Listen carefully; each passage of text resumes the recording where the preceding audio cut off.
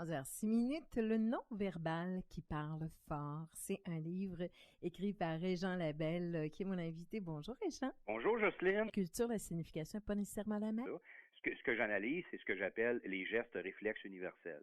C'est-à-dire que peu importe la culture, il y a des gestes qui parlent et qui parlent fort. Peu importe la culture. D'accord. Je vous donne un exemple rapidement. En situation de stress, beaucoup de personnes vont aller se gratter le derrière de la tête. Pas le dessus, pas le front, le derrière de la tête. Et ça, habituellement, c'est un problème, mais il y a un lien émotionnel, petit ou grand, de lié à ça. Le non-verbal, c'est pas seulement le faciès, c'est pas seulement la figure, c'est aussi tout le corps qui parle. Tout à fait. Dans le livre, j'ai répertorié 3 grandes zones, Jocelyne. 3 grandes régions, c'est-à-dire la tête, le haut du corps et le bas du corps, avec des différentes zones là, pour chaque région.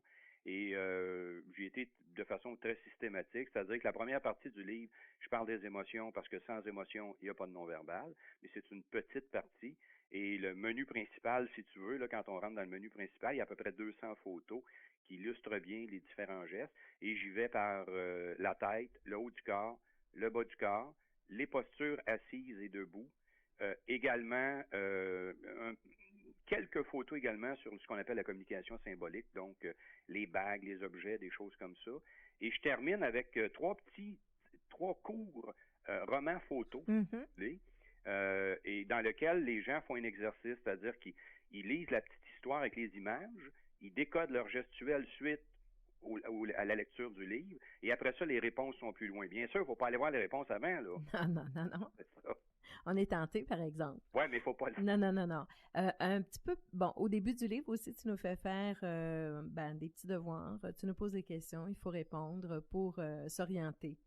Oui, au début, c'est parce que je reviens à ce que je disais tantôt, je parle des émotions, et il y a j'aime pas le mot test, là, mais en tout cas, je vais l'employer, le mot test ou un outil pour connaître votre taux émotionnel, c'est-à-dire les taux émotionnels bas, moyens ou élevés. Et à la suite de ce questionnaire-là, la personne peut découvrir son véritable taux émotionnel. Bien sûr, comme je le dis en formation quand je fais passer ce test-là, il ne faut pas répondre ce qu'on voudrait être, mais il faut répondre ce qu'on est véritablement. OK? Alors, et là, tu découvres ton taux émotionnel. Et bien sûr qu'en non-verbal, dans la gestuelle, plus ton taux émotionnel est élevé, plus ton non-verbal parle. D'accord.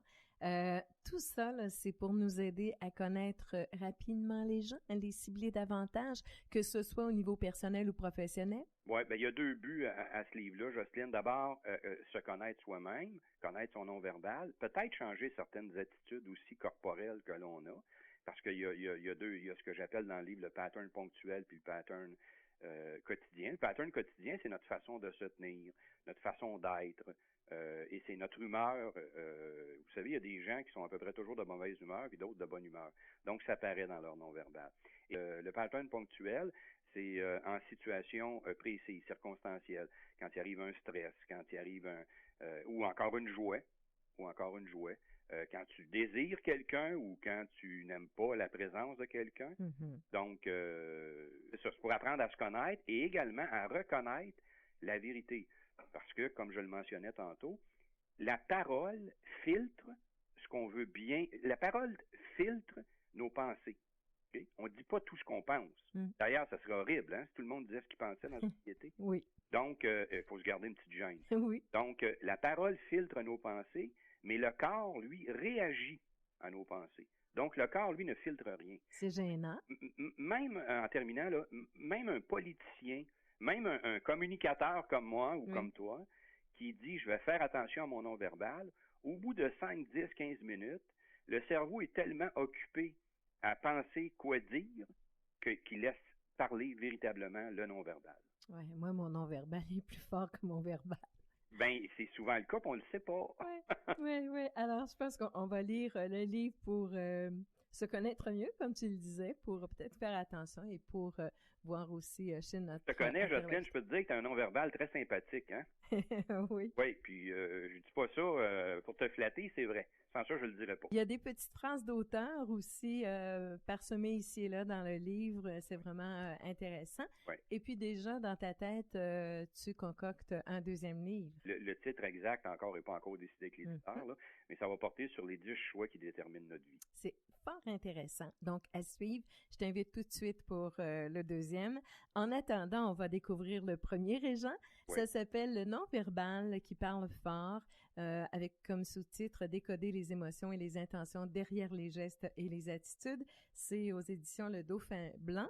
Il y a à peu près 200 photos. Oui, justement, je voulais en parler de la collaboration de gens qui ont participé aux photos, dont ta douce, ta muse. Ben, c'est en plein ça. Voilà. Effectivement, oui. Ben, merci beaucoup, Régent Labelle. C'est bien gentil, Jocelyne, puis je te remercie beaucoup. Puis dis bonjour à toute l'équipe. Avec grand plaisir et puis heureuse période des fêtes, Régent. Toi aussi, puis à tes auditeurs également. Merci. Merci, bye.